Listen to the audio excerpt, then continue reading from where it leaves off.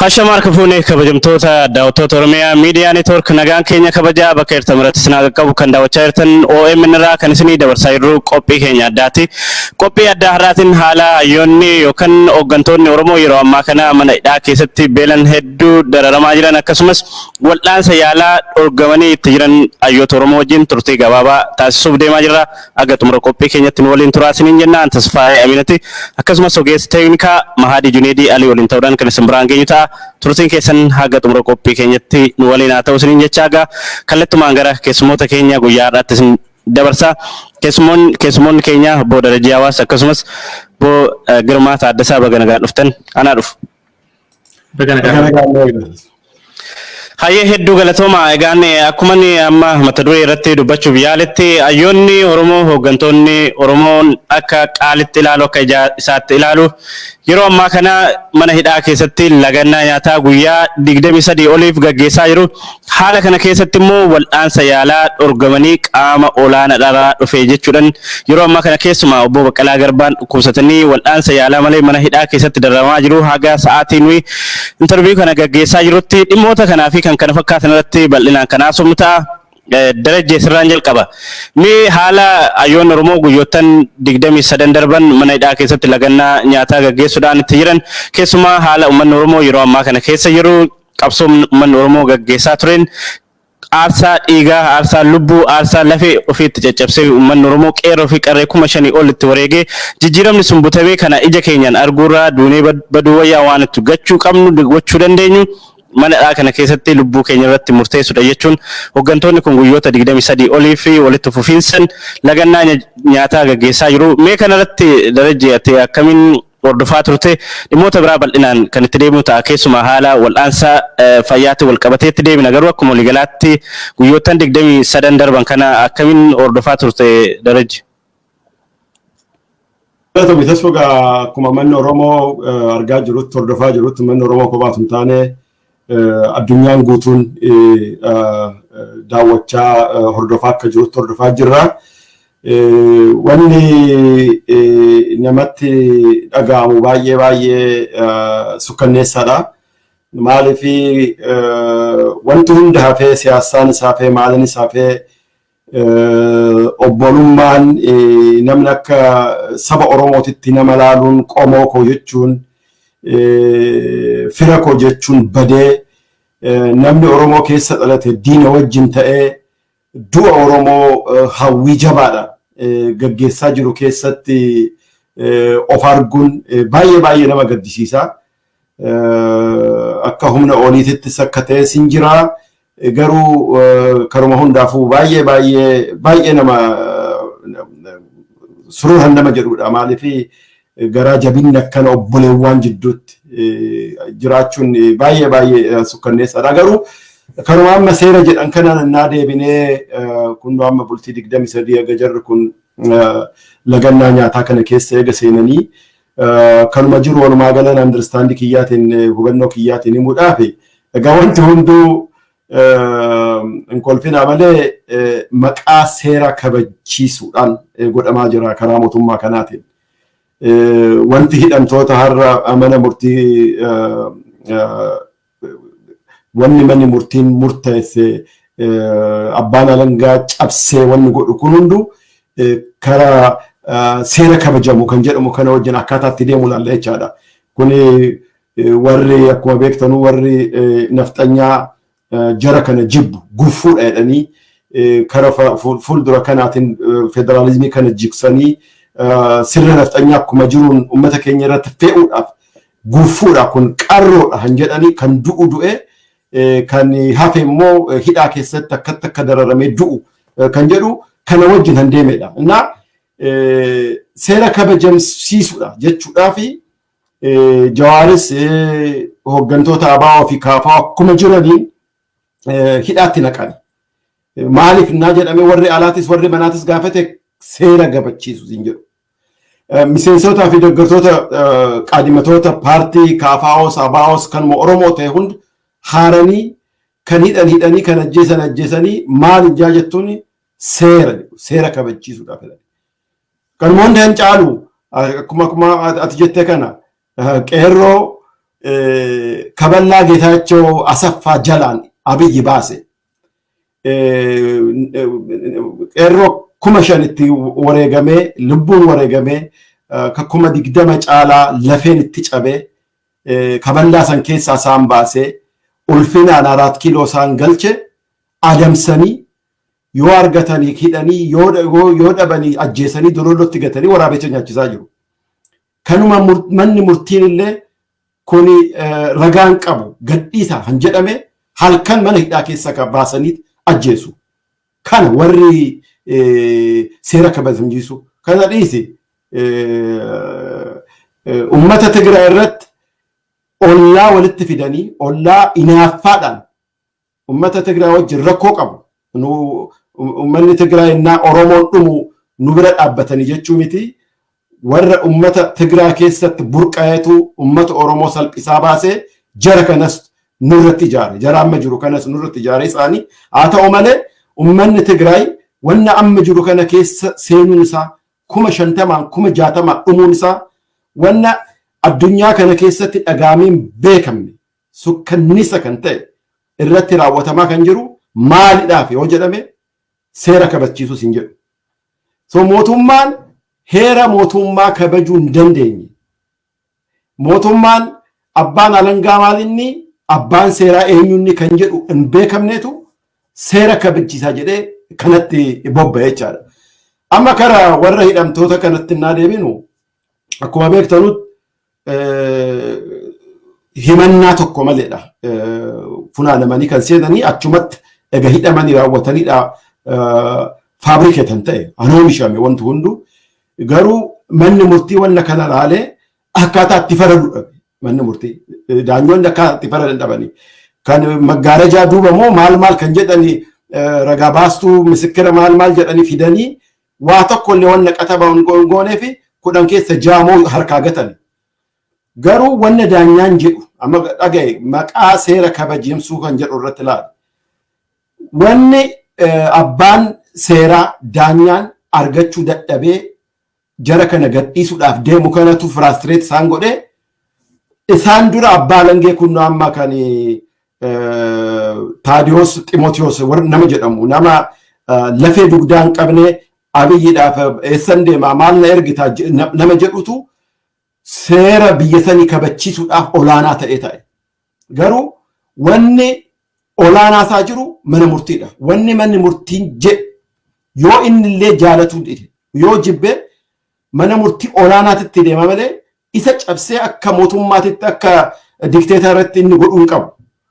Garuu maal inni kun dhufu tokkoffaa ajaja daayireektilii abiyyiidhaan kan argadhuudha. Lammata tiimii nafxanyaa san keessa jira. Tiimii abbaa qabeenyaa nafxanyaa, abbaa humnaa nafxanyaa, abbaa qeesii nafxanyaa rakkiloo keessa jiru kana keessa jira namichi kun. Jawaarfaa du'uun isaaniidhaaf balbala guddaa banuudha. Ummata Oromoo akka ta'e mataa cabsinee ofirraa qabuu dandeenya jaruma kana fixuu qabna. Amma akka laayyeetitti wanna akka nyaata dhaabuudhaa dhufe kuni yoo hakimii dhoowwanne yoo akka jedhanitti dhoowwanne isaanuu nuuf du'u jedhaniit shaampeenyi waraabuudhaaf gammachuudhaaf akkanatti wanna godhaa jiru. Xinnoo duubatti deebi'ee wanna kara seeraatiin wanna ta'e isinitti himuudhaaf Jawaarfaa maatiin isaanii wanna baay'ee rakkataniif beellama kana barii deemanii waan tokko bu'aan dhabamuu isaatiif uummanni Oromootis wanna kana akka baruuf uummanni addunyaatis akka beekuuf jedhanii lagannaa nyaataa kana keessa akka seenanii murteeffatan. Innaa murteeffatan xalayaa barreessanii otuun seeniin dur xalayaa mana murtiititti barreessanii daanyaatti barreessanii akkana nyaata lagannaatti seenuudhaaf deemaa jirra. Yoo wanni emergensiin tokko lubbuu keenya irra dhufee dadhabne hakimiin kan nu tuquu danda'u hakimoota keenya. Nu shakkii qabna hakima mootummaatiin laalamuu hin barbaannu jedhaniit galchani. Daanyaan kana fudhate tole jedheen. Yoo sin dadhabdanii emergensii tokko irra geessanii hakimoota keessan malee namni biraas hin tuqu jedhaniini ragaa kana fudhataniit murtii kana fudhataniit itti eegalan. Itti eegalanii amma dadhabbiin dhufe. Namni kan digdami sadii siraajidha amma ammayyuu jarri kun jiraachuun isaanii. Indeen obbo Baqqalaa Garbaan du'aaf jireenya keessa emerjensii keessa seeni. Innaa inni seenu akka seerri jedhetti akka mootummaan mana murtii manni seeraa jedhetti tole Baqqalaa Garbaan dadhabee jira mana haakima piraayiveetii inni filate haakima inni filateen deemuu qaba kan jedhutu ammas murtee jechaadha. Inni naa ta'u maal godhani tole haa ta'u dhufneet wattaaddaraan si fudhannee mana haakimaati barbaadu si geessina jedhaniini. Dhufanii mana hidhaas dhufanii warri Taadiyoos Ximootiyoos wattaaddara 50 ta'uun makiinaa konvooyi 8 fe'anii matrayyasii 3 irra ka'anii matrayyasii 5 irra ka'anii Baqqalaa Garbaa ambulaansii isaa ajjabanii mana yaalaa kan inni barbaade dhiisanii xooraanochi geechan. Obviously du'uun barbaadu achoo keessatti harka isaaniitti waraanamee du'uun barbaanne Baqqalaan hin bu'u jedhe. Ambulaansii irra hin bu'u jedheen. Dooktarinni sin loolte hin bu'u jette. Jennaan dooktoritti qabanii Baqqalaa Garbaa oofanii deebisanii mana hidhaatti Taadiyoo jedhanii deebisanii. Taadiyoos wanna akkana godhee Baqqalaa ajjeesuudhaaf haggaammatee kanatu amma deebi'ee maal mana murtii dhaqee maal jedha yigbaan jedha. Wanni sin murteessanii dhengadda murteessan suni sirrii miti deebitanii ilaal qabu jedhee peejii 28 katabee galche mana murtiitti. Kanuma inni seera inni cabse. Seera cabsee Baqqalaa ajjechiisuudhaaf godhe irratti dhaabbatee rajjatee kan jedhe amma immoo yigbaan jedhe. Okay jedhaniit warri daanyoonni kan rakkataniidha warra qawwee qabu akka daanyaa fi akka maalii taphatu kana jala jiranii okay haa ta'u jedhanii okay warri qaallitti warri hidhamtoota eegdanii hidhamtoota kana sa'aatii 8:00 ganamatti mana murtii akka fiddanii warri yigbaan jettanis warri abbaan alangaa akka dhuftanii jedhanii murteessan. Tole jedhamee jarri kun istireechariidhaan yookiin wannuma ta'eedhaan baatamanii deemuudhaaf tole jedhanii jawaarfaa bakka itti qophaa'anii jiranitti amma gaabaranii wanti kun daanyoonnis cimtee akkaataa itti faraddu itti agarsiisnaan addunyaanis wanna kana sirriitti fookas godhee kan laalu ta'uusaa barraan kabalaa kalbamaxxaa tizaas gubbaarraan kan dhufeedha jedhanii akka jarri kun mana murtiitti hin dhiyaanne har'a dhoowwanii ganama kana dhoowwanii. Maal inni kun akkuma ta'ee jarri kun achitti akka dhumanii baaqquaraat maxxaalin jechaa jiru amma. Wanni du'a jara kana barbaadaa jirru kuni kara qaxxaamuraatiin nutti dhufee jira jedhaniif gammachuu kanaan akkasitti Ximootiyoos fa'aa Taadiyoos fa'aa taphachaa jiru jechaadha. Nama walumaa galatti hin jiru haqnis kanumatiin jechuufani tasu. Hayyee bal'ina ammeetti deemina keessuma qaamni olaanaa kun abbaa alangaa federaalaa Gediyoon Ximootiyoos qofa waan jedhu bal'ina itti kaafnee kan mari'annu ta'a darajee girmaa gara keetti dhufa mee atillee haala ayyoon Oromoo yeroo ammaa kana guyyoota 23 fi walitti fufiinsa lagannaa nyaataa wayita gaggeessaa jiran kanatti wal'aansa yaalaa dhorgamuun akkuma jalqabaa darajjeedhaan jedhe yeroo 5 manni murtii olaanaaf dhaddacha lidataa yeroo 5 ajaja dabarsee jira yaadattu yoo ta'e yeroo jalqabaa obbo Jawaar Mohammed yeroo gara qaalittiitti hin dabarfamin dura dhukkubsatee ture yeroo sanas wal'aansa gama doktoroota dhuunfaa isaatiitiin akka wal'aanamu gaafannaan dhorkamee ture naannoo 7 tokkooti ol Jawaar hedduu dhukkubsatee ture sababuma sanaa wal qabatee yeroo adda addaatti si'a 5f manni murtii olaanaa kan federaalaa lidataa jiru ajaja dabarsee jira doktoroota dhuunfaa isaaniitiin akka yaalaman akkasumas hospitaala dhuunfaatti akka yaalamu ajaja dabarsee ifaan ifatti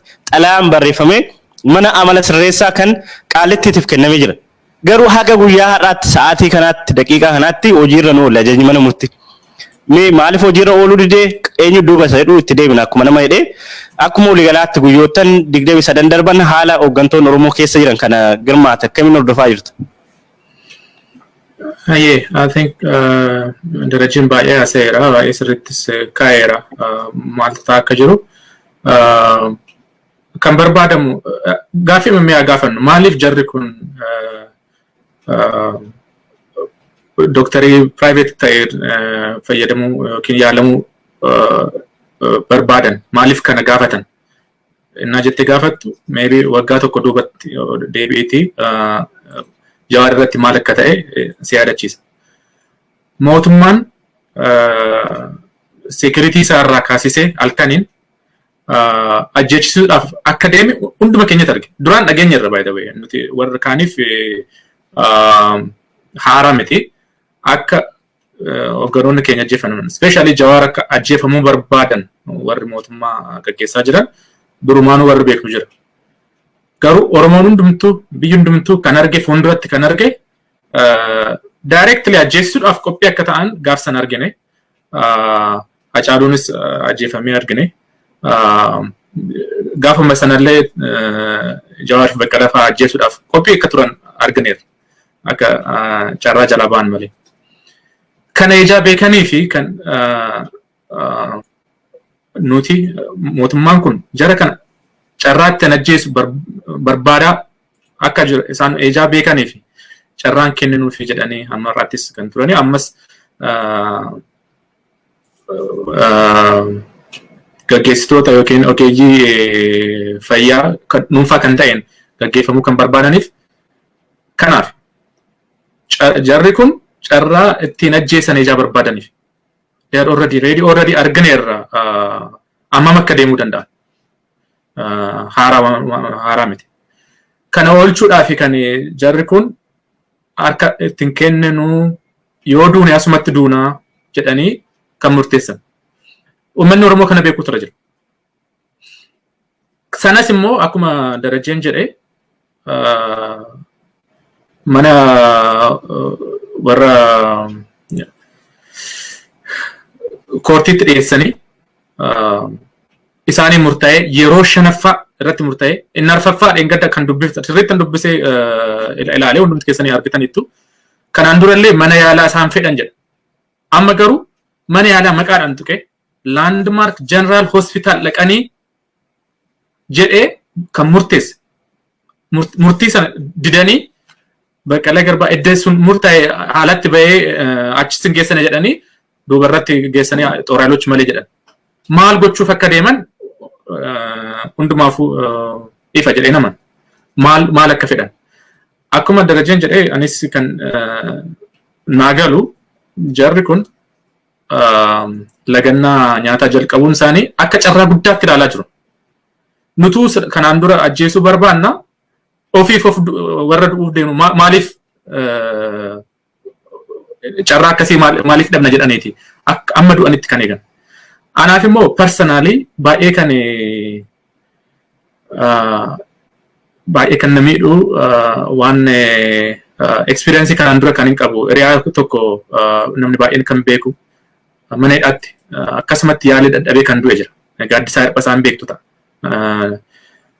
Achitti reebanii qaamni isaa guutumti innaa dubarratti innaa ilaalamu qaamni isaa guutumatti dhukkubsatee du'uudhaaf innaa ga'u Minilik hospitaal geessan.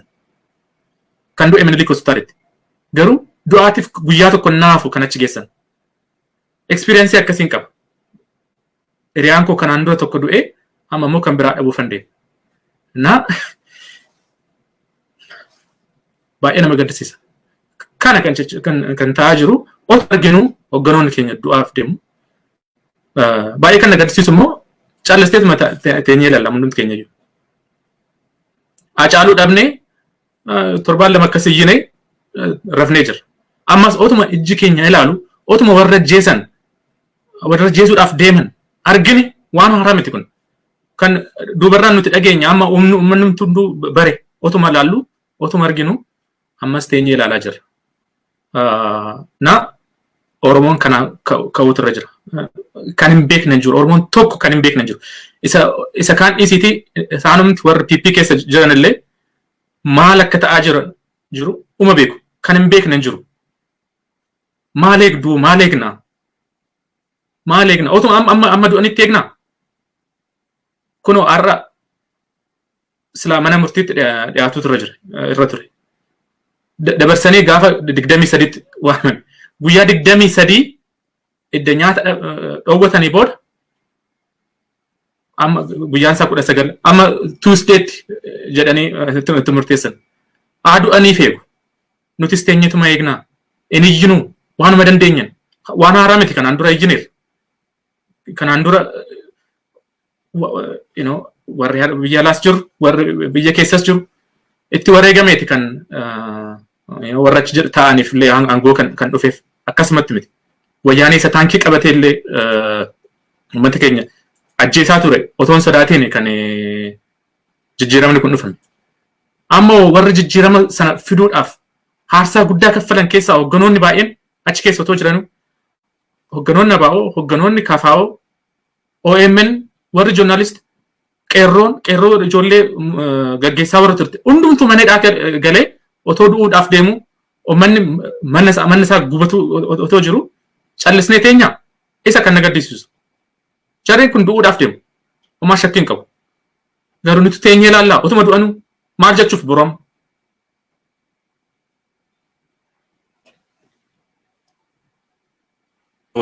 Galatoomi Girma.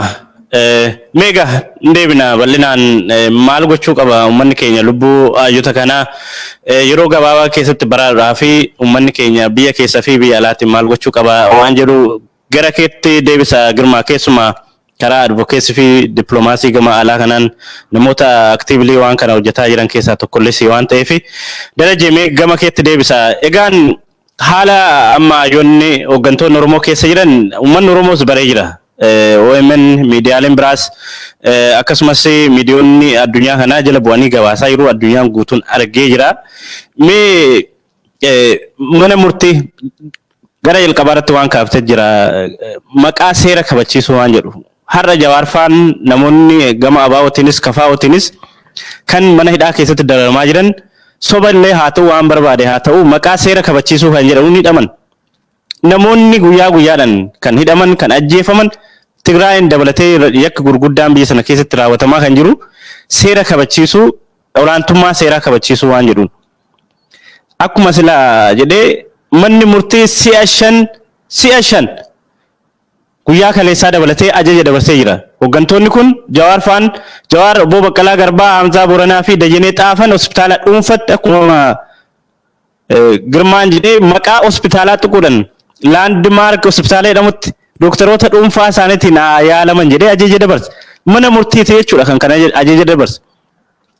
Olaantummaa seeraa kabachiisuu ajaja mana murtii yoo hojiirra oollee olaantummaa seeraa kabachiisuu biyya sana keessa jedhamu maalidha? Gama biraatiin abbaan alangaa ajaja mana murtii malee dhoowwuu ni danda'a otoo mana murtii irraa eeyyaman argatin. Maal jechuudha biyya maalii keessa jira uummanni kun? Abbaan alangaa federaalaa waliigalaa Dr. Geediyoon Ximootiyoos jedhamu kun abbaa alangaa federaati yookaan attorney general jedhamu biyya kanatti achittis akkasuma jedhama. Otoo manni murtii hin eeyyaminiif mana sirreessatti bilbilee akkamiin dhaabaa mana yaalaan geessinaa jechuu ni danda'a. Maalidha seera akkasii? Dhugumaan Dr. Ximootiyoos abbaa alangaa federaalaa kana qofatu ajaja isaa qofa sitti fakkaata darajee eenyu duuba jira?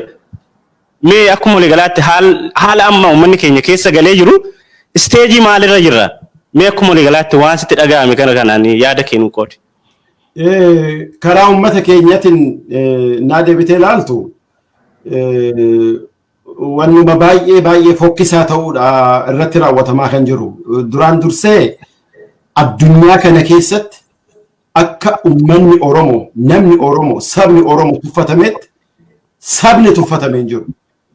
Itoophiyaan mana naashinaalitii 80 jedhama.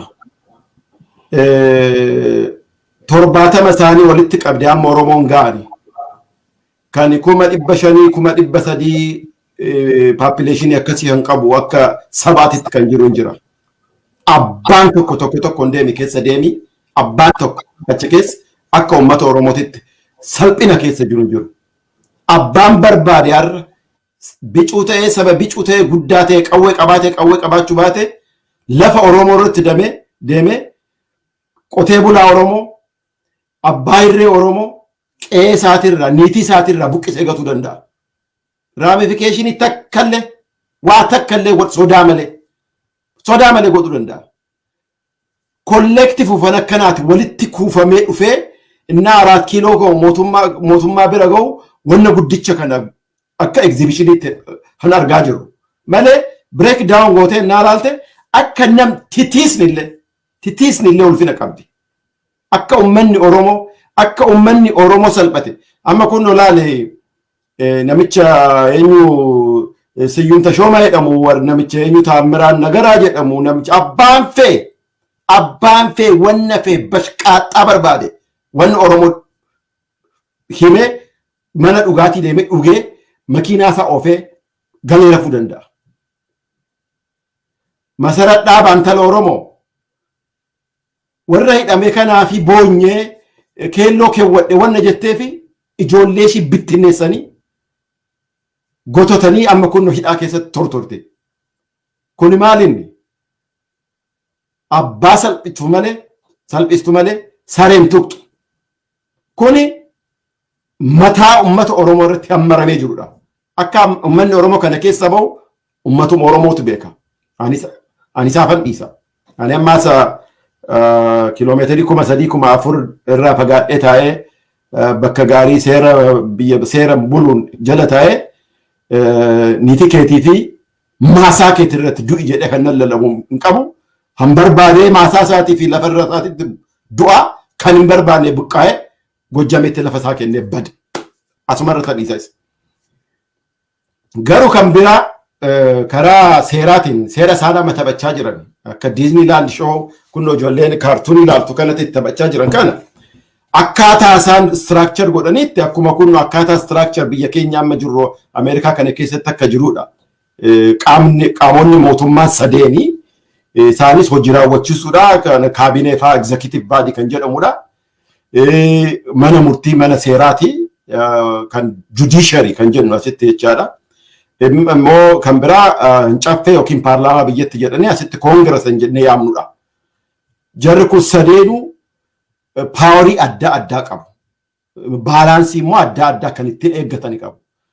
Kana jechuudhaaf kan explain godhuudhaaf nama seera barate ta'uu hin barbaachisu. Just ordinary basic civic understanding qabaachuun kana sitti agarsiisuu danda'a. Innaa kan caffeen biyya sanii kan paarlaamaan biyya saniitu seeratuma.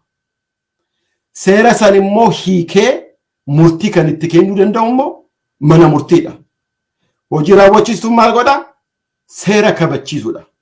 Waraana harkaa qabaa, tika harkaa qabaa, poolisii harkaa qabaa, mana hidhaa harkaa qabaa. Wanni seerri paarlaamaan sun katabe qabee wanni manni murtiin murteesse kana kabachiisa jechaadha. Amma namichi Oromoo irratti fincaa jiru Geediyoon Ximootiyoos jedhamu kuni hojii raawwachiistuu kana keessa jira jechaadha. Hojiin isaa akka kaabineetitti seera kabachiisudha malee mana murtii irratti akka maarrabii xurooftuu harka isaatti haqateetti gatuu ni miti. Garuu kun hundi maaliin? Kun hundi maaliin? Disrespect means gadi qabu Oromoo gadi qabu because Oromoon abokaatoo hin qabu. Mana murtii maal jetta malee Oromoon akka sabaatitti abokaatoo hin qabu. Mootummaa Oromoo jedhanii ittiin sobanii kanaa miti.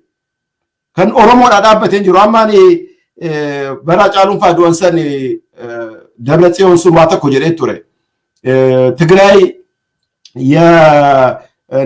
የምንድን ነው የትምክተኞች መቀበሪያ እንጂ መፈንጫ አትሆንም ጀዴ ሽመልስ ማከነ እንጀኔ ጀዴኒ ጋፈ ወያኔን ዳምቱ ከን አርጊቴ ከስ ጎኔደኒ ምቲ ዳቅ ያረላሊ ከን ፒፒን አብይ ሙዴ ትግራይ ከሰከ ማሳ ተክቲ ትግራይ ረፍለተኒ ጀዴ ነመ tokko akkan akka gudeedani akka ajjeestani kanatti itti fufnaan jedheen yennaan anumatu sillola jedheen argi namni haati Oromoo deeche Oromoodhaaf dhaabbadhee jedhu mootummaa Oromoo keessa jira jechuudha kana dubbatee galuu danda'an hin danda'u. An akka Taadiyoos kun namni yartuun an akka isaa kun ummata guddicha kana gaafa Afrikaa keessatti guddinaan guddicha hin ganu miiliyoona 50-60 irratti koree itti fincaa'u gatii jara kanatti hin fayyadamuudhaan. Inni immoo eenyu keessa jira? Abiy kiisii warra nafxanyaa 4 kiiloo qajeelchu keessa jira. Bakka bakka qabatanii jiru. Karaa ideoloojiitiin daaqonicha qabu kan sakaalee namicha kana qabu. Karaa dinagdeetiin warri abbaa gama jiru bileenaa fi bileenaan itti dhangalaasaa jiru. Bileena kudhan biliyoonii 20 barii badhiidhaan kennaa jiru piroojeektii kanaatiif. Warri naftanyaa simpitaayizer jennu kuni miidiyaadhaan organaayiz ta'ee alaa qabee amma manaatitti suphee qabee jira. Karaa dippiloomaasiitiin biyyattiin sun kan waggaa 150 biyya san akka biyyaatitti jettee international relationship calqabdeen qabdee laabii fi dippiloomaasii bitatte hunda itti fayyadamte Oromoo irratti dulchisaa jiru. Namni sagaleen qabde mana ala eenyu Oromoo. Kanatu isaan akkasitti Oromoo irratti akka fincaanii godha. Ijoolleen kuni guffuudhaadha. Ijoolleen kun qarroo kan mataa qarroo kan ta'e gaafa fiixeen eeboo Oromoo kun irraa cabe doofee deen wanna barbaannu hunda godhuu dandeenya jedhanii qophaa'anii kan ittiin gaggeessanidha. Innaa irratti deemuu dandeenya wanti hundi kunu ummata Oromoo gubbaatti jira. Furmaanni kun nu karaa alaatiin amma kunnoo girmaan fa'aa wanna baay'ee wanna dansaa godhaa jiranii faranjitti iyyaa jirra. Faranjiin amma gootu amma inuma beektu. Faranjii miti Oromoo. Ijoollee kee mootummaa kana keessa jirtu kana gorsi. Maatii isaanii gorsi. Salphina kana keessa nu baasi. Of baasi.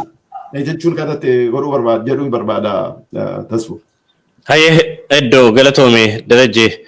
Mee girmaa gara keetti dhufa. Mee egaan haala uummanni keenya keessa jiru akkuma yeroo adda addaattis dubbachaa jirru wal nun gaafachiisu haala hamaa yaaddeessaa ta'e keessumaa yeroo ammaa kana immoo hayyoota Oromoo qaqqaalii kana biyya sana ceesisuu danda'an egeree keessumaa immoo egeree uummata Oromoo fi abdii guddaa kan ta'an sirna dimokiraasii biyya sana keessatti hundeessanii lammiileen biyya sana keessatti walqixxummaadhaan akka jiraatuu fi namoota adda durummaadhaan qabsaa turan qabsoo uummanni Oromoo gaggeessaa ture keessatti illee gumaacha olaanaa kan taasisan kanneen akka obbo Jawara Mohammed obbo Baqqalaa Garbaan yeroo ammaa kana critical haala ta'e keessa jiru haala hedduu yaaddessaadha. Amma nyaata haa nyaatanii yoo bira dabarree jirra. Maaloo jaarsummaatti baasati Jawara fa'aa nyaata nyaachisaa waan jedhamu bira dabarree jirra. Nyaata yoo nyaatan illee nyaanni sun haadha summiitti ta'uu akka danda'u. Waan kamituun duratti wal'aansa yaalaa hatattamaa akka argataniif iyyaa jira uummanni keenya keessan alaan. Wal'aansa yaalaa yoo hin arganne guyyaan isaan lubbuun jiraachuudha malanii guyyaan muraasa akka ta'edha kan hubatamee jiru. Meegaa amma akkuma sila jennee uummanni keenyas waan isaan keessa jiran ni beeka addunyaanis argaa jirti. Haa ta'u garuu tarkaanfii hatattamaatu barbaachisa. Yoo amma hin sochoone hayyoota kanaaf hooggantoota kanaaf har'a yoo hin sochoone boru isaan dhabuu dandeenya. Kanaaf immoo warra biyya keessaa qofa eeguun natti fakkaatu karaa alaa kanas sochiin dirqama barbaachisaa waan ta'eef wanta hojjechaa jirtan ni jira gama advocacy fi dippiloomaasiitiin hojiiwwan gurguddaa hojjechaa turtan girmaan fa'anii maaltu ta'uu qaba girmaa hatattamaan hayyoota kana lubbuu isaanii baraaruuf boru miti iftaa miti torban tokko booda miti akka amma biyya keessaa godhaa jiranitti abbaan alangaa maal jedhaman kuni har'a otoo wal'aansi fayyaa isaan barbaachisu guyyaa 3 guyyaa 4 booda beellaman.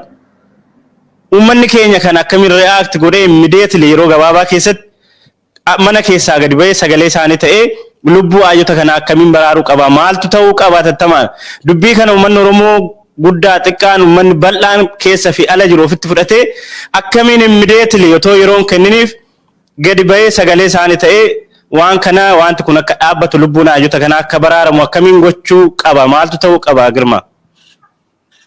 Hayyee waa lamatu jira. Kanaan duras akkuma beekamu murtee ofii yookiin destiny ofii murteessuu kan danda'u qabsoodhaan waan fedhe geeddaruu kan danda'u isa biyya keessatti loolu. Hoogganoonni keenyas kan dhaqanii achitti dararamanii achitti kan haarsaa kaffaluudhaaf deemaniif qeerroon hundumtuu kan achitti keessatti haarsaa kaffalee ammas geeddara isa amma dhufellee kan godhe isa biyya keessaa socho'etu waa tokko geeddaruu dandeessa fuulduraaf jecha long termidha inni. So long termiin sun egaa amma akka ta'e hin beeku. Garuu ammaaf hatattamaan kan barbaachisu dhiibbaa irratti godhanii hoogganoonni keenya akka du'arraa baraaraniif immediate actioning barbaachisa. Akkuma jedhame jaarsoliin biyya abbaa gadaan maaliin kadhatariinuu jedhama. Namicha achi jiru kadhaa akkasii iddoo Oromoo tuffate ture. Kadhaas ta'ee jaarsummaas ta'ee abbaa gadaa ta'ee maalii ta'ee warri hangoo qaban iddoo tuffatanii iddoo Oromoo tuffatanii turaniiru. Kadhaadhaan nu dhufaa kadhaadhaan jara kan hin baraaru du'arraa oolchuun hin jiru. Argineerra otoo kadhaan fi otoo gorsi deebisee ta'ee sila ammammaatti Oromoon ammarraatti hin ajjeefamu. Waraanni Tigraay keessatti illee nonsensical irresponsible ta'e sunis hin ta'uyyuu ture. Gorsa warra dhagaanii miti. Gorsa warra dhagaanii miti. Maal gochuu dandeenya? Especially ani ergaan koo biyya alaa warra jirru kan achi dhaqnee hiriira bahuu hin dandeenyu. Achi dhaqnee maneedhaa dhaqnee illee gaafachuu hin dandeenyu waan biraa dhiisiti. Garuu harka keenya keessa wanti jiru wanti guddaatu jira. Kanaan duras haaraa miti uummata Oromoof especially naannoo an jiru keessa USA keessa. Hiriira baay'ee baanee xalayaa baay'ee barreessinee bilbilee geeddaramas kan finne jira. Resolutionii seenatirraa jalqabe 2015 gara haawusitti deemee dhumarratti for the first time kongiresii keessatti maqaan Oromoolee ever maqaan Oromoo kan dhaame uummanni Oromoo naannoo kana jiru especially USA keessa kan jiru socho'ee kan ka'eef kan achi ta'ee resolutionin san darbee dhiibbaa mootummaa sanarratti godheera. Dhiibbaan sunis immoo by the way influensii qaba. Mootummaan wayyaanee akka aangoorraa buudhu dhiibbaan irratti godhameera. Akka salphaatti ilaalamu. Kana kan godhe uummata kana socho'eeti. Qeerroon innaadu especially bakka horaar saddeet irreechatti darar akkasii innaa argu uummanni socho'ee qabxii tokko geessee jira. Kun nuuf haaraa miti. Har'oo otuma hogganoonni keenya du'aa jiranii du'uudhaaf otoo deemaa jiranii teenyee ilaallaa maal gochuus dandeenya. Maal gochuu akka dandeenyu nu qofa otoo hin ta'in ani amma Oromoo Advocacy Alliance keessan jira warri kaanis baasaniiru. Kanaan dura caala moor muuxannoo qabna. Akkaataatti jedhamee barreeffamu eenyu akka qunnamuu isinirra jiru. Bilbila yoo bilbiltan maal jechuu akka dandeessan dhiibbaa akkamii akka gochuu dandeessan hundum amma kan hin beekne hin jiru. Yoo illee hin barre yoo akkaataa illee itti barreessitan waanuma jettan illee yoo dhabdan viidiyoo qopheessineera.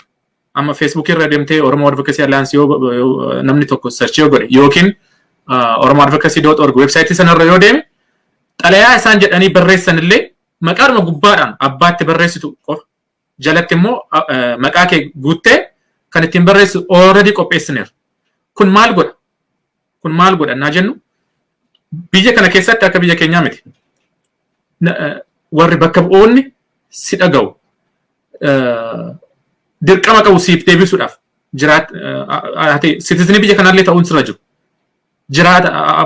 Biyya kana keessa jiraatta taanaan bakka ta'ettu zip koodii qabda taanaan adresii qabda taanaan zip koodii kee barbaaddee koongiresmaanii kee qunnamtee yoo bilbilatti bilbilte yoo imeelitti goote siif deebisuun dirqama. Baay'annee immoo yoo goone maal akka goone iyyaadatu waggaa arfan kana keessa. Kanammoo by the way nama tokko quunfaa aniif yookiin warri kaan ejaa dubbanneef qofa waan ta'u miti. Pressuriin kan dhufu namni baay'ee yoo koongiresmaanii sana yoo qunname. Amma dheengadda argitaniit yoo jirtan taate Senate Foreign Relation Committee keessa chairmanii kan ta'e Menendez waan baase jira. Sun dhiibbaa uummanni duubarraan itti godhee warri kaanis kan irratti godhee irraa kan ka'e. Minisootaa keessa Oromoo meeqatu jira? Naannoo Washington DC Oromoo meeqatu jira? Seattle keessa, Atlantaa, state Oromoon hin jirre hin beeku. Kanas immoo kan barre yeruma dhiibbaa kanaan dura goonee resolutionii sana qopheessine. Aynoo maqaa warra argate boodarra dhufee warra Habashaadha. Kan sana jalqabe beekuun uummanni Oromoo beekuun kan irra jiru kan jalqabes kan duubarraa oofee achiin kan ga'e uummata Oromooti. Amma homaa feenye amma maacciifna. Ani dhuguma Jawaar du'ee Qalaan du'ee jedhee nama natti bu'uun barbaadu iftaan yookiin bor. Amma waan dandeessu yoo gochuu dandeesse amma kan gochuu sirra jiru hundumti keenya iyyuu jechaadha. akkuma jedhe viidiyoo adda addaa qopheessineera. Viidiyoo kan jechuun akkaataatti barreessuutillee yoo dadhabdan viidiyoo screenshootii bakka dhaqxee bakka download xalayaa sana downloaditti gootee seenetara kee akkaataatti barbaaddee argattu. Hundumayyuu keenya irra jira. Yoo gaaffiin jiraate yoo namni isiniif hin galle hiriyoota keessan gaafadhaa nuquun nama. Garuu amma uummanni Oromoo socho'uu kan irra jiru. Amma kan akshinii fudhachuun kan irra jiru. Har'a boru miti. Har'a galgala. Amma yeroo sa'aatii ammaa kanaa. Kana kan hin gaafadhu. Kun immoo lafarraa ka'ee miti. Kanaan dura waan argine irraa. Kanaan dura waan already muuxannoo irraa qabnu. Maaliif kan kana jedha? Dhiyoo kana fakkeenya isiniif fudhadha. Hundumtuu uummanni Tigraay akkaataatti isaan socho'an argitaniitu. Sochiin isaanii maal fide? Sooshaal miidiyaa ta'ee waa'ee karaa miidiyaa adda addaatiin ta'ee waa'ee Itoophiyaan na haa kaasamu, waa'ee Tigraay qofa kan kaasamu. Sun doobarra maal godhe? Amma har'aatti kan didanii turanii amma Blinken Secretary of State Abiyyitti bilbilee iddoo waan tokkotti dubbatee booda kan amma banaa jiran. Okay, maal jechuudha? Jarri kun kan dhaga'ani kadhannaa jaarsaa yookiin kadhannaa miti. Warra doorsisu, warra dhiibbaa irratti godhu, warra dhaga'antu jira. Kanaaf isin kadhanna. Kana gochuu immoo hin dandeessu. Dhiibbaa hin dhaga'u. Maaliif? Doolaariitu jira kaa. Maaliif? Assistaantii adda addaatu jira kaa. Maaliif dubarra waan isaan godhan namni akkuma ijoollee nama doorsisuutu miti. Warri gorsa hin dhageenye kan dhaga'u humna. Warri humna qaban hin dhaga'u. Kanaafuu biyya alaa keenya waan biraa gochuu hin dandeenyu. Dhiibbaan garuu akka biyyattii sanatti akka gaggeessitoota sanarratti godhanii karaa sirrii jara kana at least du'arraa yoo oolchan waan biraa miti. Bilisa Oromoo baasaniif miti. Bilisa Oromoo baasuu yookiin kan ittiin barbaannu kan nuti goolii keenya mishinii viizinii keenya kan lafaan ga'u uummatuma keenya qabsoodhuma akkuma jedhe isa biyya jiruuf. Garuu dhiibbaa immediate pressure gochuu kan warri danda'an jiru. Warri mootiin warri gaggeessitoonni kun dhaga'aniitu jiru. Kanaafin isin kadhadha. Kana immoo gochuu hin dandeenya akka keessa jira. Har'a kaafnee irratti dooluun irra jira kan inni uummata hundumaa kadhadhu. Galatoomii Boogirmaa Taaddasa. Meegaa marii keenya gara goolabuutti deemna. Darajee meegaan murtii du'aatu hooggantoota Oromoo kanatti yeroo ammaa kana darbee jira. Namoota jedhantu jira. Dhukkubsatanii yoo wal'aansa yaalaan argan namni tokko mirga lubbuun jiraachuu qaba. Yoo dhukkubsatee wal'aanamuun mirga dimokiraasii nutti hin fakkaatu. Mirga uumamaati. Mirga lubbuun jiraachuu immoo mirga uumamaa mirga Rabbi namaa kennedha. Hooggantoonni kun yeroo ammaa kana mirga kana dhabanii jiru. Dhukkubsatanii jiru. Critically jechuun dhukkubsata xiqqaa miti. Namni guyyaa 23 midhaan hin nyaanne namni qoricha fudhatu dhukkubsatee yoo wal'aansa dhorgame mana murtiitiinis haa ta'u karaa adda addaatiin duuti irratti darbe yoo jedhamee waan shakkii tokko malee waan dhugaa ta'edha jechuudha.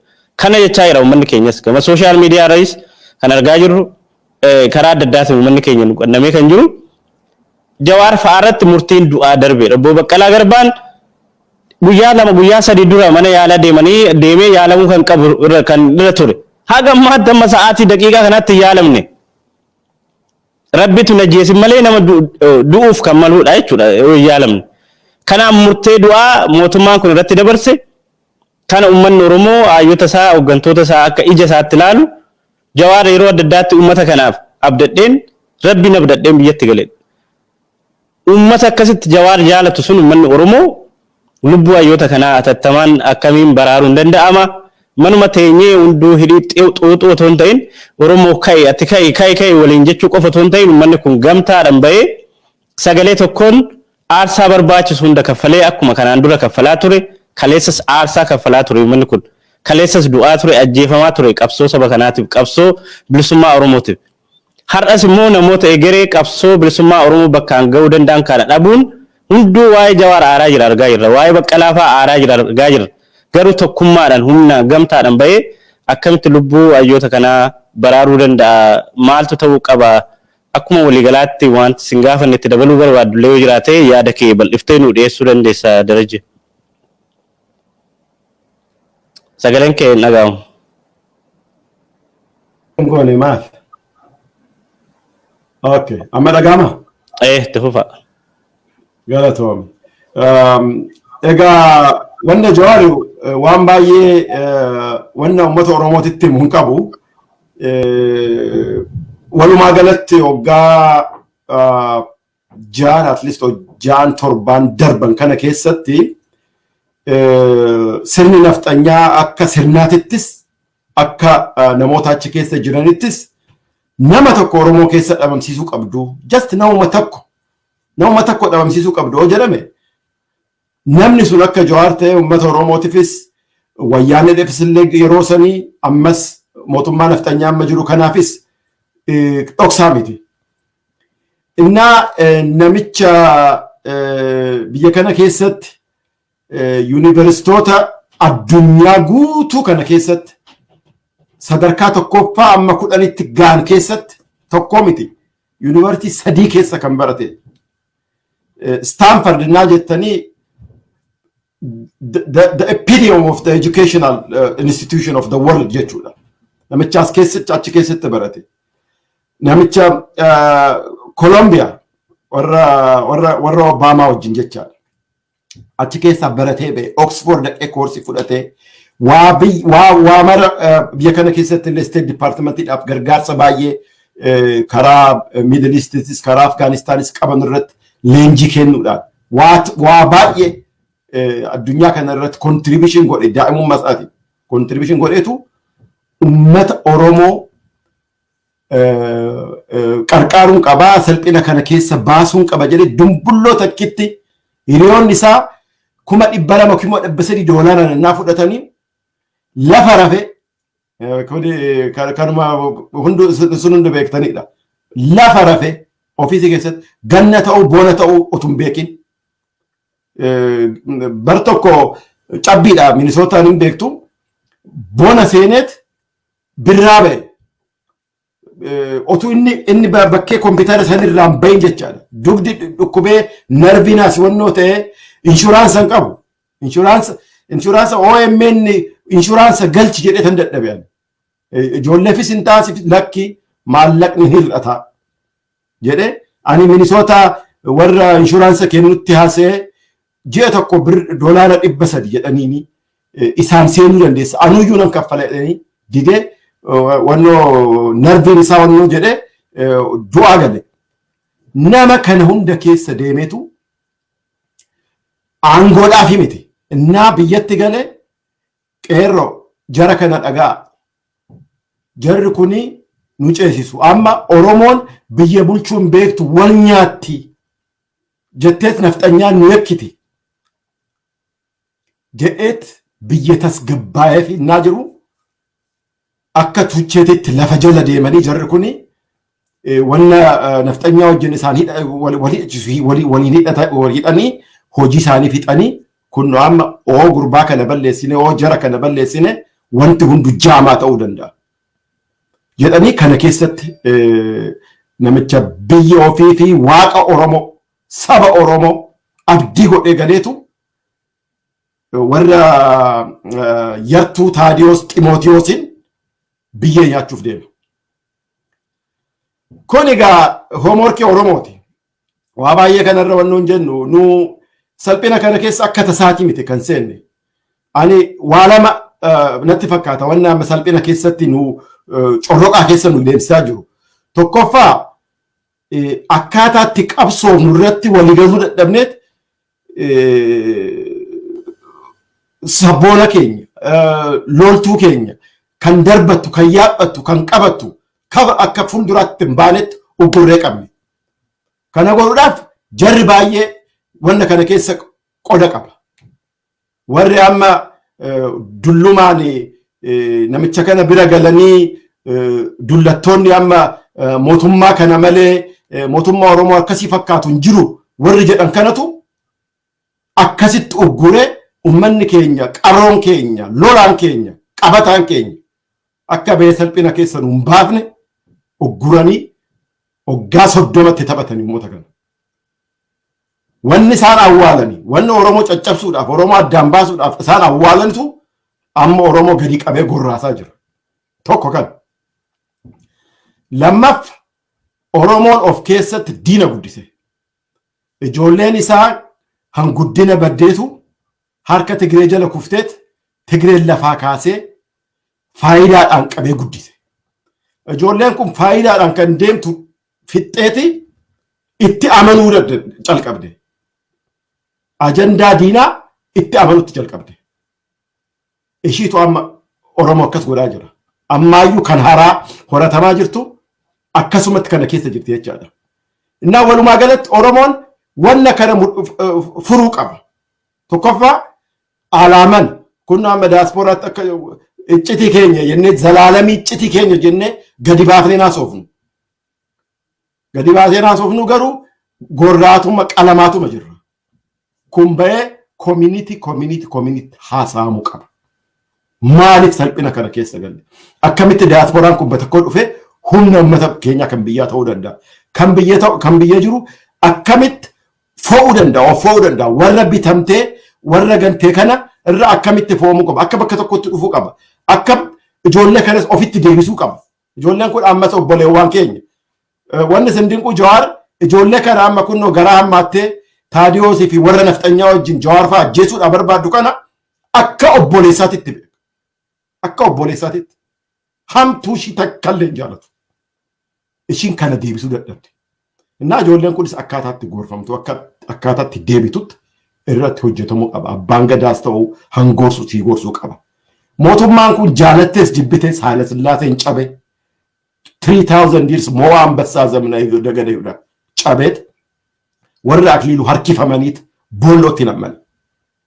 Dargiin waggaa 17 jiru 800 waggaa 800 kufa jedhee yaadeen jiru. Soviet Union generation keessatti dhalatee du'e crumble jedhee kufe. Handargiin akkas taate wayyaaneen argitu warra kaleessa Oromoo irratti dhaabbatee akkatti dhaadataa beetu awwaala dhabe.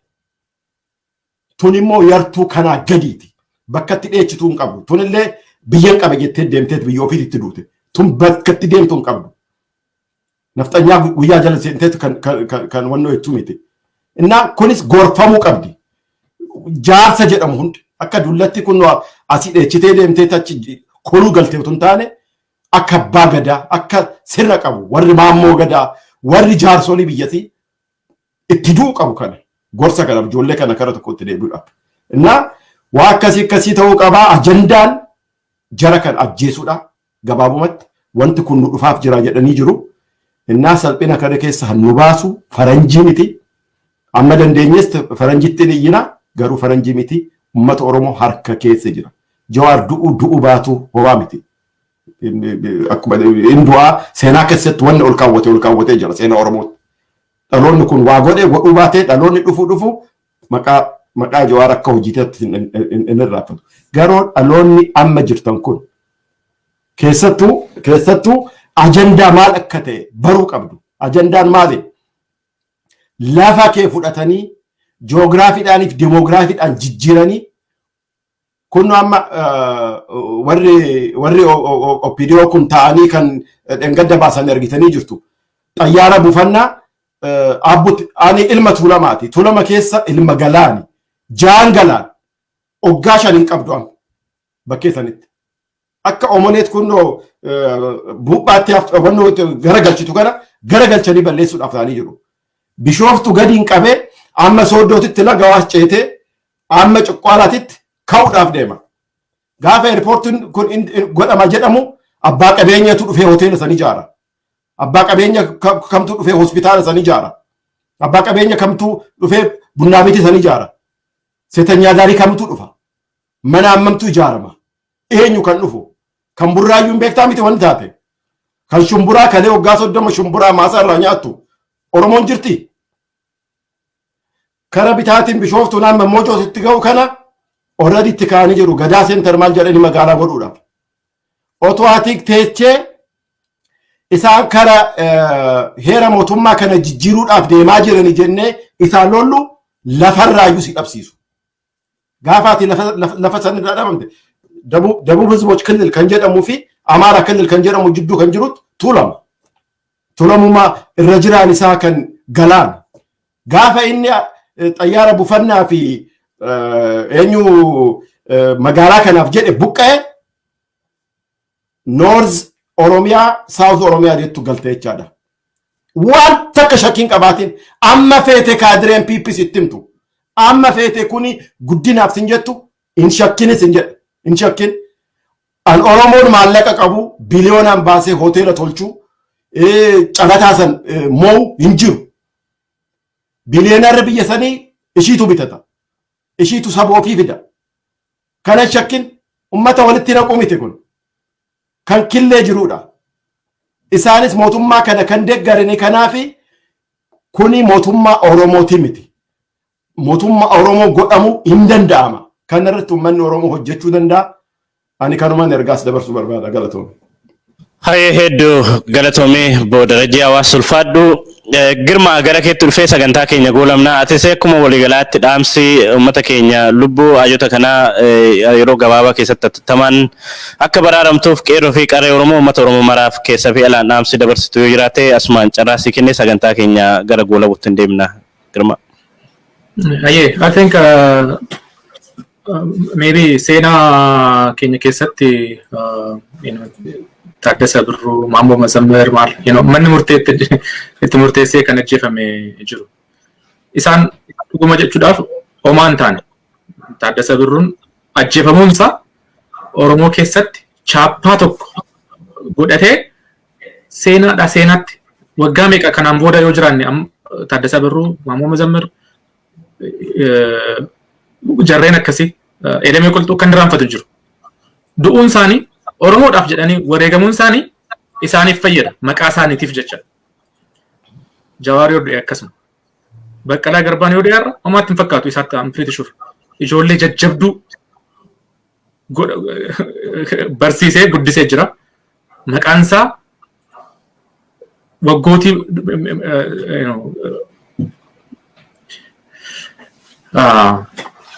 baay'eedhaaf kanaan booda jireenya Oromoo keessa hundumatti maqaan isaanii irraanfatamu. So isaan du'uun isaanii homaa isaan miidhu. Isaan fadayyuu malee. Goota ta'anii tafu. Hacaaluun du'uun isaa goota ta'ee tafa. Maqaan isaa kanaan booda leejandi ta'ee tafa. Isaan homaa hin taane. Kan badu nuyi. Jarri kun hoogganoonni kun jiraachuun isaanii kan fayyaduuf nuyiif. Amma darajeen annaa jedhu Jawaar ammatti baratee kan jedhu namni sammuu akkasii qabu namni xiinxalee nama saba biraatiif illee aseetii guddaa ta'u akkasii Oromoo keessa jiraachuun isaa nuyi fayyada. Nurra calee naannoo Horn of Afrikaadhaaf illee jaroota hooggantoota waa baay'ee fiduu danda'uudha kan dhabaa jiru. Uummata sanatu waa dhaba. Nutu waa dhaba. Ofiif jennee hooggan akkasiin jiraachuu qabaachuun keenya. Otoo Magarsaan barii fa'aa nuuf turani. Otoo Jawaar Taaddasa Birruun fa'aa otoo nuuf turani. Siraa yoo isa keenya.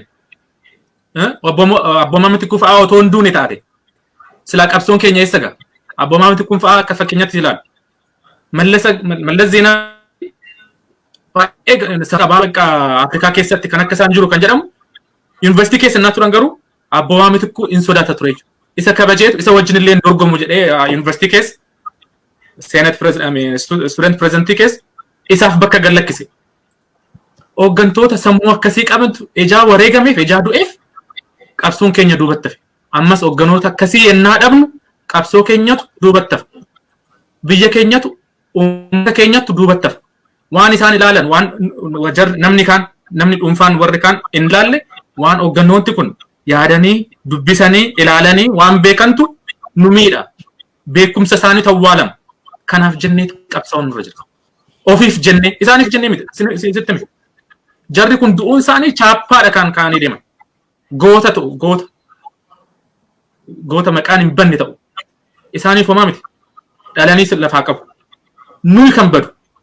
Uummanni Oromoo kanaaf jedhee ofiif jedhee qabsaa'utu irra jira. Kanaaf ammas irra deebi'ee especially isa biyyaa tannis ani biyyan jiru akkas godhaan jiru.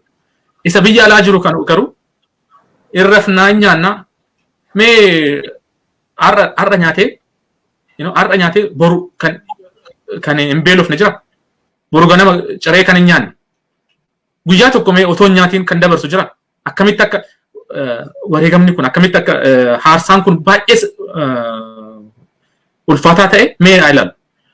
Amma ka'ee bilbilaan bilbiluu waan hin danda'u. Imeeliidhaan gochuu waan hin danda'u. Bayee hiriira bayee kan gochuu kan danda'u isarraa fuuldura jiru. Manni Oromoo biyya alaa jirtu kun. Waan harkaan qabnuun sochoona. Hundumtuu waan harkaa qabuun waa tokko goonaan sanaan booda regreetiin jiru. So amma maali gaaffiin keenya? Seenaataroo keenya bilbilee riiprezentaatiif keenyatti bilbilee maal jennaan warri hidhaman mana hidhaa jiranii guyyaa 23 amma boruu 24 ta'uuf deema. Kan nyaata lagatanii jiru. Gaaffiin isaanii maalin? Gaaffiin isaanii uummanni Oromoo, dargaggoon Oromoo, qeerroon Oromoo inni wareegamee jijjiirama kana fide completely betrayed ta'ee ganamee mana hidhaatti guuramee kan ajjeefame kan lubbuun isaa hafte mana hidhaa jira. Kan akka hiikamu. Biyyattiin kun mirchaa election jechaa jirti. Oromiyaa keessatti bakka bu'oonni silaa electioniidhaaf deeman paartii lamatu jira. KFO fi ABO lachanuu amma dhiisiitii duraan illee command postiin bakka lamatti naan Oromiyaa keessatti bakka lamatti qabame otoo COVID hin dhufin otoo Hacaaluun faan ajjeefamin durumallee akkaataa electioniitti deemu rakkisaa ture Oromiyaa keessatti. Amma immoo ofiisa hundumaa cufanii hoogganoota jiran hundumaa hidhanii electionii maaliif ta'uu deema? Electioniin hin jiru. Oromoon disenfranchised ta'eera. Mana hidhaatti dararamaa jiru. Kanaaf jedhaniiti kan even kan warri gaafachuudhaaf deeman maatiin isaaniillee otoo nafin hidhamaa jiru. Kana akka dhaabbatuu fi kan lagannaa nyaataan kan jalqabaniif. Jarri kun guyyaa 24ffaaf deemaa jiru. Du'uudhaaf deemaa jiru. Manni murtii biyyattiis kana keessa yeroo 4-5 keessatti akka yaalaman illee gaafatee wanti sun dhorgamee jira. Waan daddeessaniin dhiibbaa irratti godha. Waa sadii gochuu danda'u. Tokko public statement akkuma Senator Menendez barreessetti public statement. We are worried they have to be released jedhanii public statement akkasii baasuun dhiibbaa godha tokko. Embassy biyyattii sana keessa jiru. Embassy America for instance. Egaa amma warra America jiraniif haasaa jira. Warri kaanis akkasuma gochuu jiru. Embassy dhaqanii maaliif hin gaafan? Maalirra jiru hidhamtoonni kun jedhanii maaliif dhaqanii ilaalle? Jawar by the way was a US citizen a few months ago. Mucaan isaa US citizen. Abbaan US citizen tokko mana hidhaa keessa jira. Maaliif embassiin dhaqee maalirra akka jiran hin gaafan? Dhiibbaa immoo akkuma jedhe Abiyyi ta'ee warra aangoo qabanitti yoo bilbilan Secretary of State yoo bilbile warri aangoo qaban warri beekamtoonni yoo bilbilaniif dhiibbaa irratti gochuu hin danda'u kanaan duras godhanii argineerra. Akkasuma waan sadii gaafanna jechaadha. Public statement akka baasan na waan jedhamu immoo already barreessinee jira. Sample letterii sample xalayaa adda addaa kan seenatariitti barreeffamu jira. Kan House Representative barreessamu, kan State Department kan barreessamu, kan qophaa'ee jiru. Haara kan barreessitan hin jiru. Sanuma dubbiftanii yoo barbaadan bilbilaan jechuu dandeessu, yoo barbaadan xalayaatti erguu dandeessu. Akkaataatti ergitan immoo salphaa waan ta'eef daqiiqaa 5 qofa keessatti akkamitti gootan immoo viidiyoo gallakkifnee jira. Sana Facebook irrattis, websaayitii keenya irrattis dhaqaatii ilaala. Waan xiqqaadhaan daqiiqaa 5 waa tokko sagalee keessan dhageessisuu dandeessuudha kan jechaa jiru. Kan ammoo gochuu hin dandeenya. Kanuma galatoo. Ayya hedduu galatooma ulfaadhaagaa yeroo adda addaatti keessumaa gama dippiloomaasii fi advokeesiitiin waan gurguddaa hojjechaa jirtu keessumaa ammoo manni keenya ajjeefamuu Hacaaluutiin asitti erga Jawaar faayidamanii dhugaa dubbachuu fi akka bara kanaatti uummanni keenya karaa alaa jiru kun sochii gurguddaa taasisaa ture ammas immoo gidduu kana keessumaa lagannaa nyaataa jawaar fa'aa godhaa jiraniin wal qabatee sochiin gaggaariin godhamaa jira addunyaa maraa keessatti gara Eurooppaa, Kanaadaa fi Ameerikaa keessatti bal'inaani. Gaafa 25 immoo as Ameerikaa Washington DC keessatti hiriirri guddichi isteetota hunda hirmaachisuu hawaasti keenya isteeta garaagaraa keessa jiran Washington DC fuulduratti bakka sila foreign relation bakkoota garaagaraa dhiibbaa uumuu danda'u mootummaa Itoophiyaa sanarratti dhiibbaa uumuu danda'u jedhamutti hiriira bahuuf deemaa jiru. Kanarratti illee uummanni keenya bal'inaan akka irratti hirmaatu abdiin qabaa. Fuuldura kana gaafa 25 jechuudha February 25th.